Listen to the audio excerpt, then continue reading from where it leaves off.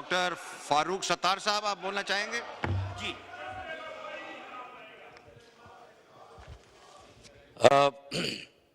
بہت شکریہ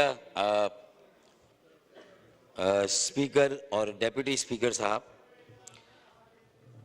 آج 1 مارچ ہے اور نئی اسمبلی کا یہ نیا سفر شروع ہوا ہے. کل ہم سب نے حلف دیا ہے. آج اسپیکر اور ڈپٹی اسپیکر کے انتخابات کا مرحلہ مکمل ہوا. میں اپنی پارٹی کے کنوینر اور سربراہ جناب ڈاکٹر خالد مقبول صدیقی صاحب اور اپنے تمام اراکین اور پارٹی کی جانب سے جناب ایاز صادق صاحب کو اسپیکر قومی اسمبلی منتخب ہونے پر اور محترم جناب غلام مصطفیٰ شاہ صاحب آپ کو ڈیپٹی اسپیکر منتخب ہونے پر دل کی گہرائی سے مبارکباد پیش کرتا ہوں.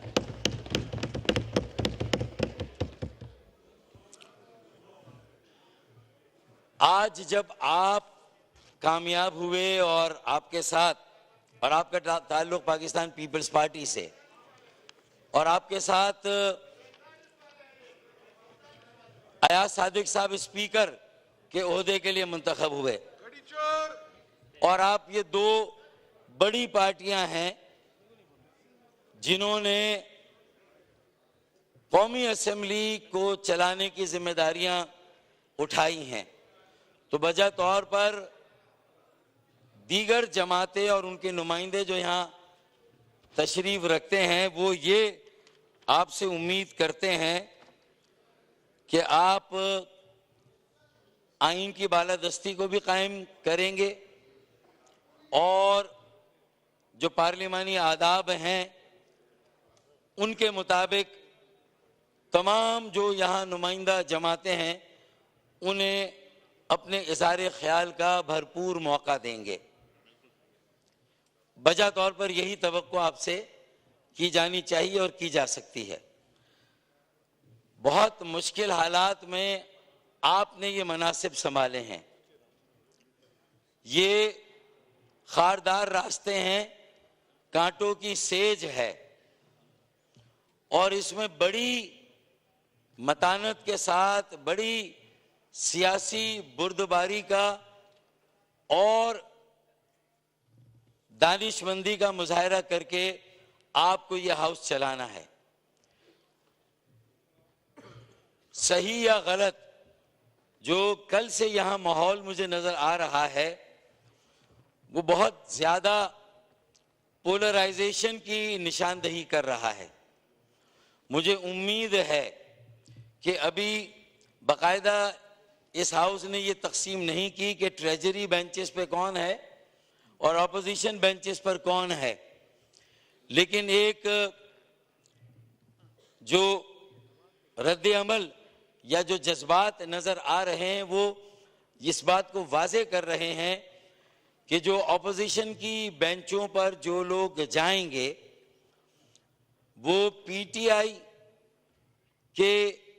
حمایت یافتہ آزاد امیدوار یا نمائندے جو کامیاب ہوئے ہیں. مجھے امید ہے کہ آپ کے منصب سے ہم اس بات کا خیال رکھیں گے کہ چونکہ ہم سنگین معاشی بحران میں مبتلا ہیں، غربت، بے روزگاری اور مہنگائی اس وقت ہر شہری کا سب سے بڑا مسئلہ ہے. میں عوام کی بات کر رہا ہوں، خواص کی بات نہیں کر رہا. لہٰذا قوم کو اس معاشی بحران سے نکالنے کے لیے جس سیاسی استحکام کی ضرورت ہے اور جمہوری عمل کو آگے بڑھانے کی ضرورت ہے، اور جو بھی بڑی نمائندہ جماعتیں ہیں جس میں پی ایم ایل این ہے، پیپلز پارٹی ہے اور پی ٹی آئی کے جو نامزد اور حمایت یافتہ آزاد نمائندے ہیں، میں آپ تینوں سے یہ ایکسپیکٹ کرتا ہوں کہ ملک کو संगीन माशी बहरान से निकालने के लिए जहां जो जमातें हुकूमत साजी के लिए कोशिश कर रही हैं और हुकूमत बनाएंगी, और जो जमातें इख्तलाफ राय करके ऑपोजिशन की बेंचों पर बैठेंगी, तो ये मेरा फर्ज है, मैं 6ठी मर्तबा इस कौमी असेंबली का रुकन बना हूं और आज ये दूसरा दिन है हमारे इजलास का,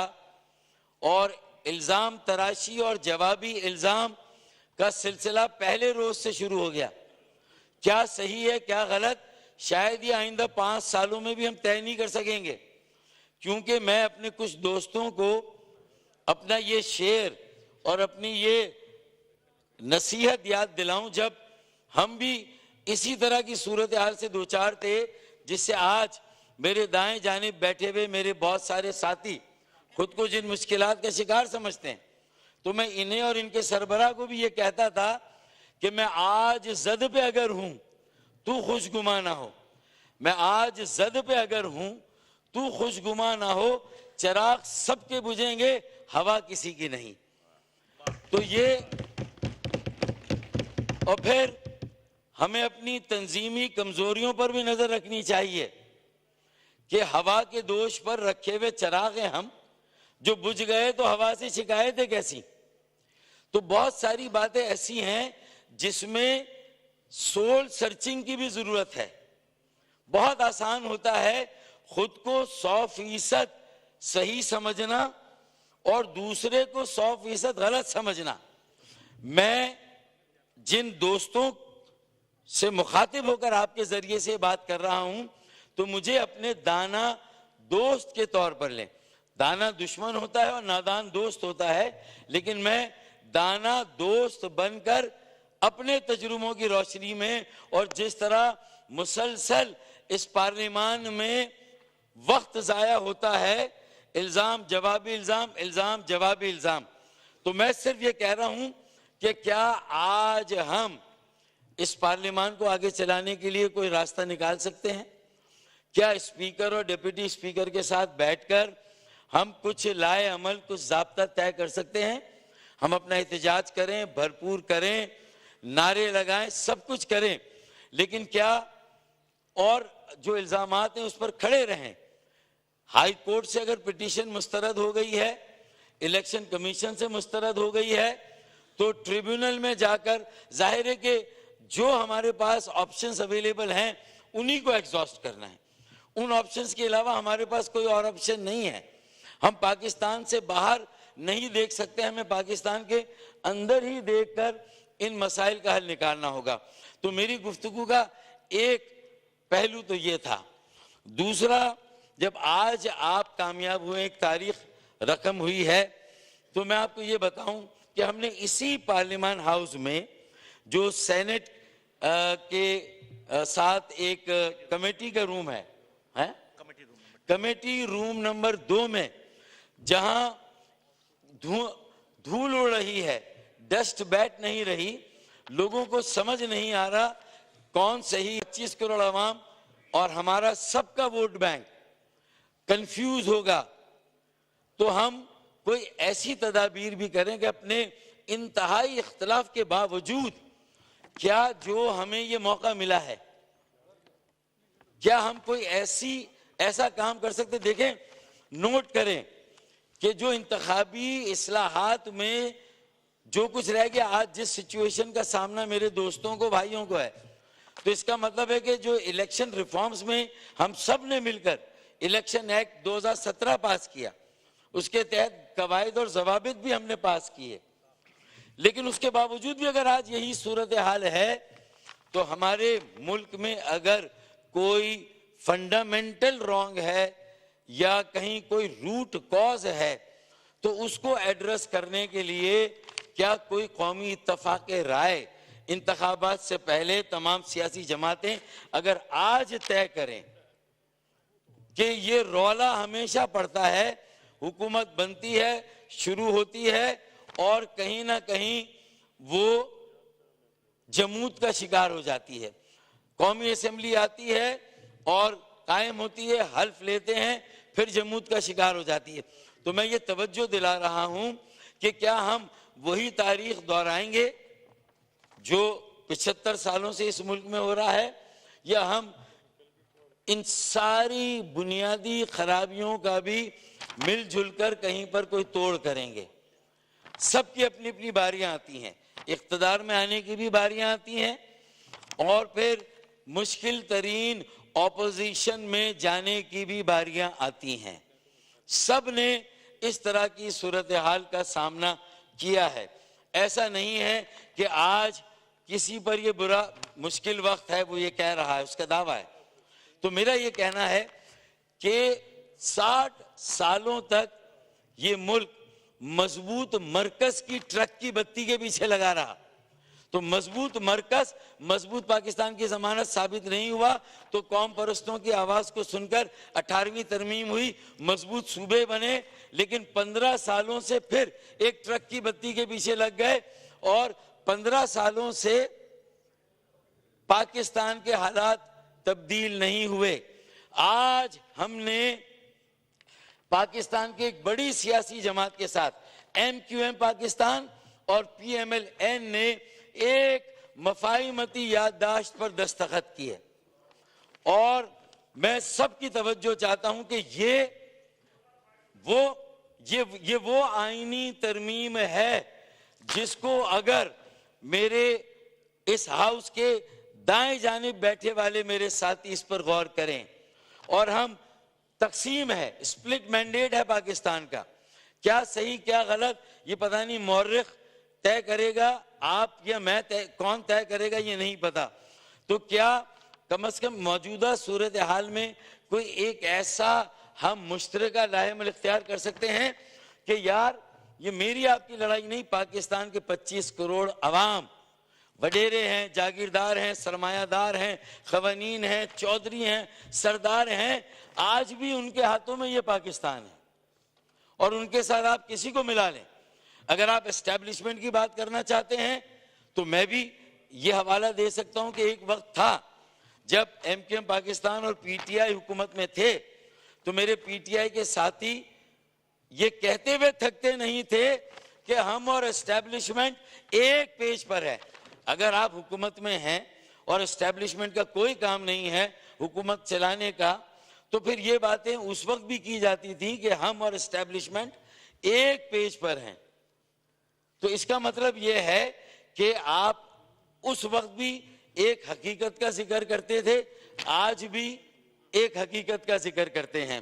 لیکن ہمیں سوچنا ہے اور سمجھنا ہے کہ ہمیں یہ کہنے کی ضرورت کیا ہے کہ ہم یہ اسٹیبلشمنٹ ایک پیج پر ہیں۔ یہ کسی بھی وزیر اعظم کو یہ دعویٰ کرنے کی نوبت کیوں آتی ہے؟ ہمیں تو ان چیزوں کا جواب چاہیے، اور اس پوری پارلیمان نے اگر کوشش کی اور یہ بل منظور کرایا تو 18ویں ترمیم کے نتیجے میں جو اس کا منطقی سفر رک گیا اور بلدیاتی اداروں کے اختیارات رول بیک کیے گئے، مرکز سے اختیارات لے لیے گئے، تو یہ PMLN is in complete agreement with MQMP on the spirit, objective and need of constitutional amendment for the establishment of autonomous and empowered local governments as envisioned in MQMP's constitutional amendment bill, copy attached۔ ہم نے ایک بل کا مسودہ تیار کیا ہے، آج یہ MQM پاکستان کی طرف سے میری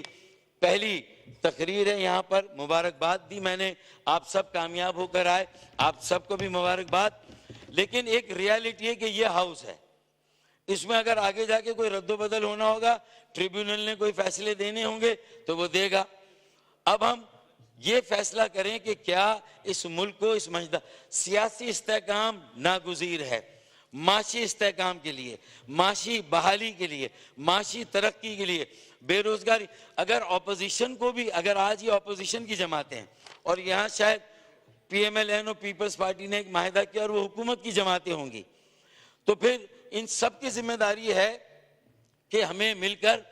غربت کو ختم کرنا ہے، بے روزگاری، مہنگائی کو ختم کرنا ہے۔ اس کے لیے کیا اس ہاؤس میں کوئی اتفاق رائے ہوگا؟ تو تو آئیں اپنے شہروں کو اپنے ضلعوں کو مضبوط کریں, کیونکہ مضبوط ضلع اور مضبوط شہر ہی انشاءاللہ مضبوط پاکستان کی ضمانت ہوں گے. نہ مضبوط مرکز مضبوط پاکستان کی ضمانت ثابت ہوا, نہ مضبوط صوبے مضبوط پاکستان کی ضمانت ثابت ہوئے. اس لیے PMLN and MKMP will jointly work to forge a national consensus within the parliament for the passage of the bill. اور ہم PTI کے پاس بھی جائیں گے, کیونکہ ان کا بھی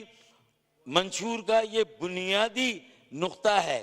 اور اس کے لیے انہوں نے بھی جدوجہد کی ہے. اور ہم یہ ثابت کریں کہ ہر طرح کی تقسیم کے باوجود ایک قومی مشاورت قائم کریں گے, ایک قومی مفاہمت کے لیے ہم کام کریں گے, اور قومی مشاورت اور قومی مفاہمت کے ذریعے ایک قومی ایجنڈا ایسا تشکیل کریں گے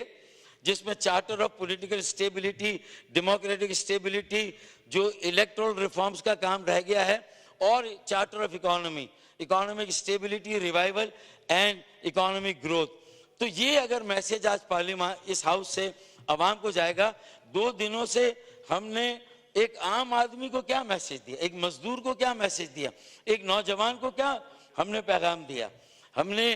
ایک میری بیٹی, میری بہن, ایک باورچی خانے میں جو ہماری گھر کی خواتین ہیں, ان کو کیا ریلیف دیا, ان کا اعتماد سیاسی.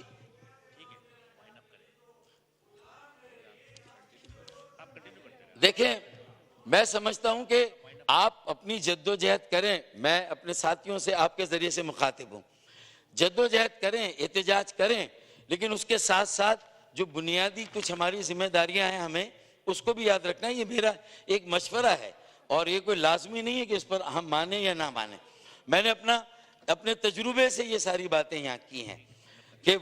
اب یہ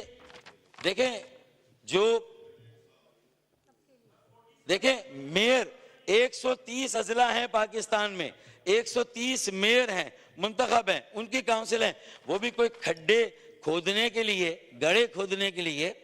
یا گھاس کاٹنے کے لیے نہیں الیکٹ ہوئے. وہ بھی اس لیے الیکٹ ہوئے ہیں کہ وہ بھی